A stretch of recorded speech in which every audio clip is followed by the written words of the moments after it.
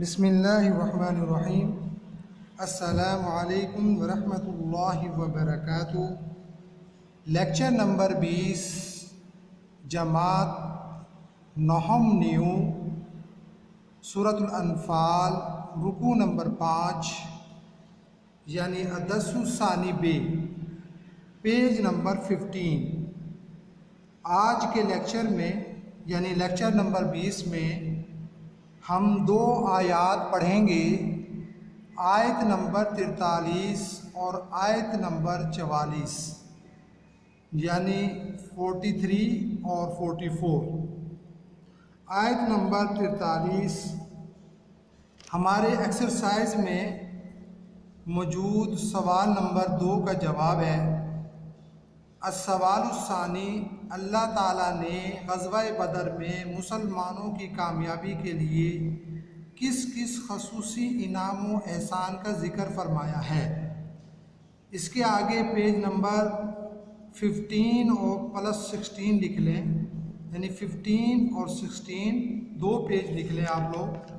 اب page number 15 پر آ جائیں گے اور پیج نمبر 15 کی لاسٹ لائن ہے یعنی آیت نمبر 43، اذ یریکہم اللہ فی منامک، یہاں سے آپ لوگ بریکٹ لگاؤ گے اور اوپر 3 لکھو گے، سرکل لگا دو گے، اوپر 2 لکھو گے، سرکل لگا دو گے، یعنی یہاں سے ہمارے سوال نمبر 2 کا جواب جو ہے وہ شروع ہو رہا ہے۔ دیکھیں بیٹے، بسم اللہ الرحمن الرحیم۔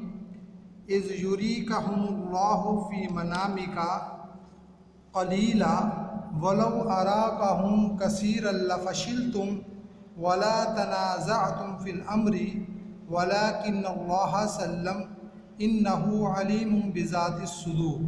صدور پر آ کر بیٹا بریکٹ بند کریں گے، اوپر 2 لکھیں گے، آپ سرکل لگا دیں گے، یعنی یہاں تک ہمارے سوال نمبر 2 کا جواب ہے۔ اب بیٹا آپ لوگ جو ہے اس مکمل آیت یعنی آیت نمبر 43 کے ترجمے کو جو ہے وہ ہائی لائٹ کر لیں گے۔ اس وقت خدا نے تمہیں خواب میں کافروں کو تھوڑی تعداد میں دکھایا، اور اگر بہت کر کے دکھاتا تو تم لوگ جی چھوڑ دیتے اور جو کام درپیش تھا اس میں جھگڑنے لگتے، لیکن خدا نے تمہیں اس سے بچا لیا، بے شک وہ سینوں کی باتوں تک سے واقف ہے۔ یہاں تک بیٹا آپ ترجمہ ہائی لائٹ کر لیں سوال نمبر 2 کے جواب کے لیے۔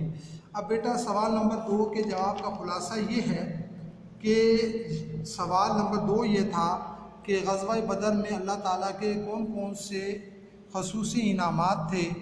تو 4 انعامات آپ پہلے پڑھ چکے ہیں کہ اللہ تعالیٰ نے تسکین کے لیے نیند طاری کر دی، پھر اللہ تعالیٰ نے پاک کرنے کے لیے اور شیطانی نجاست کو دور کرنے کے لیے بارش برسائی، پھر اللہ تبارک و تعالیٰ نے کفار کے دلوں میں رعب و ہیبت ڈال دیا، پھر اللہ تعالیٰ نے مسلمانوں کی مدد کے لیے 1000 جو ہے وہ فرشتے اتارے، بعض روایات کے مطابق 5000 فرشتے اتارے۔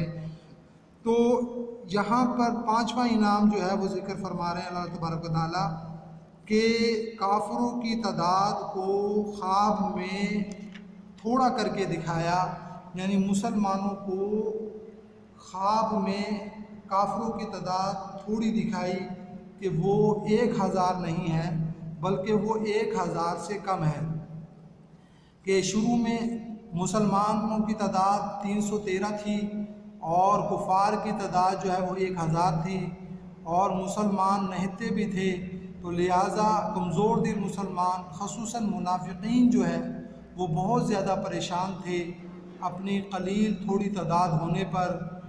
تو اللہ تبارک و تعالیٰ نے جنگ سے پہلے رات کو حضور پاک صلی اللہ علیہ وسلم کو خواب میں کافروں کو تھوڑی تعداد میں دکھایا، اور آپ صلی اللہ علیہ وسلم نے تمام صحابہ کو یہ خوشخبری سنائی کہ کفار کی تعداد جو بظاہر نظر آ رہی ہے وہ اتنی نہیں ہے۔ تو اس سے مسلمانوں میں خوشی کی لہر جو ہے وہ دوڑ گئی اور ان کی ہمت اور زیادہ جو ہے وہ ہو گئی۔ تو اللہ تبارک و تعالیٰ فرما رہے ہیں کہ اگر زیادہ کر کے دکھاتا تو تم لوگ جی چھوڑ دیتے، اور جو کام لیکن اللہ تعالیٰ نے آپس میں جھگڑنے سے جو ہے تم کو بچا لیا۔ اب بیٹا آپ لائنیں لگا لیں اس کی. اذ یریکہم اللہ فی منامک قلیلا، یہاں پہ لائن لگاؤ گے. اس کا ترجمہ اس وقت خدا نے تمہیں خواب میں کافروں کو تھوڑی تعداد میں دکھایا، یہاں پر لائن لگا لو گے. آگے ولو اراکہم کثیرا لفشلتم، یہاں پر لائن لگا لو گے. اس کا ترجمہ اور اگر بہت کر کے دکھاتا تو تم لوگ جی چھوڑ دیتے، یہاں پر لائن لگا لو گے. ولا تنازعتم فی الامر، یہاں پر لائن لگا لو گے. اس کا ترجمہ اور جو کام درپیش تھا اس میں جھگڑنے لگتے، یہاں پر لائن لگا لو گے. ولکن اللہ سلم، یہاں پہ لائن لگاؤ گے. اس کا ترجمہ لیکن خدا نے تمہیں اس سے بچا لیا، یہاں پر لائن لگاؤ گے. انہ علیم بذات الصدور، یہاں پہ لائن لگاؤ گے. اس کا ترجمہ بے شک وہ سینوں کی باتوں تک سے واقف ہے، یہاں پر لائن لگا لو گے. اب دیکھا بیٹا آیت نمبر 44، وَإِذْ يُرِيكُمُوهُمْ إِذِ الْتَقَيْتُمْ فِي أَعْيُنِكُمْ قَلِيلًا وَيُقَلِّلُكُمْ فِي أَعْيُنِهِمْ لِيَقْضِيَ اللَّهُ أَمْرًا كَانَ مَفْعُولًا وَإِلَى اللَّهِ تُرْجَعُ الْأُمُورُ. ترجمہ اور اس وقت جب تم ایک دوسرے کے مقابل ہوئے تو کافروں کو تمہاری نظروں میں تھوڑا کر کے دکھاتا تھا اور تم کو ان کی نگاہوں میں تھوڑا کر کے دکھاتا تھا، تاکہ خدا کو جو کام کرنا منظور تھا اس کو کر ڈالے، اور سب کاموں کا رجوع خدا ہی کی طرف ہے. اب بیٹا اس آیت کا مطلب یہ ہے کہ اللہ تبارک و تعالیٰ اصل میں چاہتے یہ تھے کہ کفار اور مسلمانوں کا آپس میں مقابلہ ہو، اور اس حالت میں ہو کہ مسلمان کمزور ترین حالت میں کافروں کے سامنے آئیں اور کفار فل قوت کے ساتھ، طاقت کے ساتھ جو ہے وہ مسلمانوں کے سامنے آئے. پھر ان کے درمیان جنگ ہو، مقابلہ ہو، اور پھر اللہ تبارک و تعالیٰ اپنی قدرت کو دکھائیں اور مسلمانوں کو فتح دیں اور یہ بتائیں، حق اور باطل میں فرق واضح کریں کہ حق پر کون ہے اور باطل پر کون ہے. جن کو فتح نصیب ہوئی وہ حق پر ہیں اور جن کو شکست ہوئی وہ باطل پر ہے.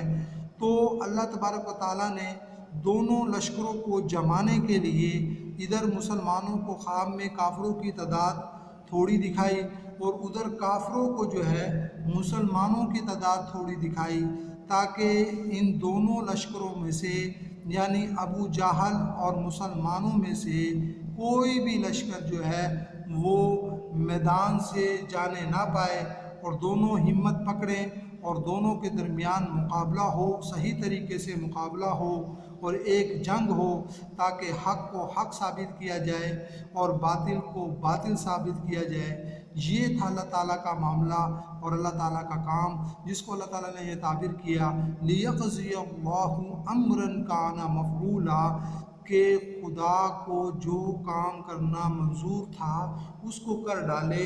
یعنی حق و باطل میں فرق یہ اللہ تعالیٰ کرنا چاہتے تھے، تاکہ کمزور حالت میں مسلمانوں کو فتح دے کر اللہ تعالیٰ اپنی قدرت دکھانا چاہتے تھے کہ جس کے ساتھ جو ہے وہ خدا ہوتا ہے، اور جو لوگ خدا کی پیروی کرتے ہیں انہی کو فتح نصیب ہوتی ہے.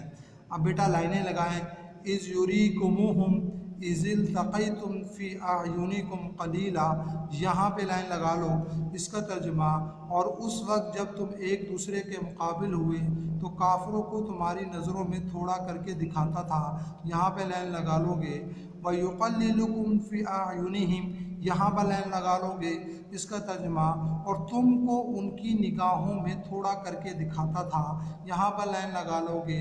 لِيَقْضِيَ اللَّهُ أَمْرًا كَانَ مَفْعُولًا، یہاں پہ لائن لگا لو گے. اس کا ترجمہ تاکہ خدا کو جو کام کرنا منظور تھا اس کو کر ڈالے، یہاں پہ لائن لگا لو گے. وَإِلَى اللَّهِ تُرْجَعُ الْأُمُورُ، یہاں پہ لائن لگاؤ گے. اس کا ترجمہ اور سب کاموں کا رجوع خدا ہی کی طرف ہے، یہاں پر لائن لگا لو گے. اب دیکھیں بیٹا آپ کا یہ رکوع نمبر 5 یعنی الدرس الثانی بے ختم ہو چکا ہے. الکلمات والتراقیب مزد گزر چکی، ان کے میننگ کو ہائی لائٹ کر لیں گے. یوم الفرقان فیصلے کے دن. العدوۃ دنیا وادی کے اس جانب و کنارے. العدوۃ القصویٰ اس جانب اس کنارے، الرکب قافلہ، لفشلتم تم ضرور ہمت ہار جاتے، نامردی دکھاتے، یقلل کم کر کے دکھاتا ہے تھوڑا کر کے۔ آگے سوال نمبر 3 ہے وقاتلہم حتی لا تکون فتنۃ ویکون الدین کلہ للہ، اور ان لوگوں سے لڑتے رہو یہاں تک کہ فتنہ یعنی کفر کا فساد باقی نہ رہے اور دین سارا خدا ہی کا ہو جائے۔ اس کا مفہوم میں پہلے بیان کر چکا ہوں کہ اللہ تبارک و تعالیٰ مومنین کو حکم دے رہے ہیں کہ تم لوگ جو ہے وہ کافروں سے لڑتے رہو اس وقت تک جب تک جو ہے پوری دنیا پر اسلامی حکومت جو ہے وہ قائم نہ ہو جائے۔ اس کا مطلب تفصیل کے ساتھ میں لیکچر میں پیچھے بیان کر چکا ہوں، اس کو آپ دیکھیں گے اور اس کو اچھی طریقے سے آپ لوگ جو ہے وہ یاد کریں۔